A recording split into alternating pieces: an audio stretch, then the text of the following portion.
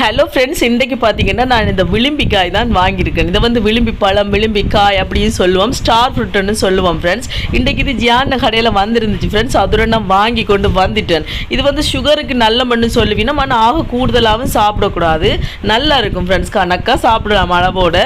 நான் ஸ்கூலில் படிக்கும் போது தெரியுமா, அங்கே ஐயா தான் என்னை சைக்கிளில் கூட்டி கொண்டு போவார். அப்போ முன்னுக்கு நான் இருப்பேன். ஸ்கூல் முடிஞ்சு போகும்போது இல்லை வரும்போது இங்கிலீஷ் கான்வென்ட் பள்ளிக்கூடத்துக்கு முன்னுக்கு நினைக்கிறேன் இருக்குது ஒரு கடை ஒன்று இருந்தது ஃப்ரெண்ட்ஸ். அங்கே மாங்காய் உப்பு தூள் போட்டு விற்பார் ஒரு ஐயா. அதுக்கப்புறம் இந்த விளிம்பிக்காய் எல்லாம் விற்பார். எனக்கு ஐயா வாங்கி தருவார். ஒரு பேப்பரில் மாங்காய் உப்பு தூளுப்பெல்லாம் போட்டு அதுக்கும் வாங்கி இந்த விளிம்பிக்காயும் வாங்கி தருவார். நான் முன்னுக்கு இருந்து நல்ல வடிவாக சாப்பிட்டு கொண்டு வருவேன். எனக்கு அது நல்ல ஞாபகம் இருக்குது ஃப்ரெண்ட்ஸ். செம்ம டேஸ்ட்டாக இருக்கும் இந்த விளிம்பிக்காய், அப்படி சூப்பராக இருக்கும். எனக்கு ஐயா ஒவ்வொரு நாளும் ஸ்கூலால் வரும்போது ஒன்றில் மாங்காய் இல்லாட்டிக்கு இது அப்படி மாறி மாறி வாங்கி தருவார்.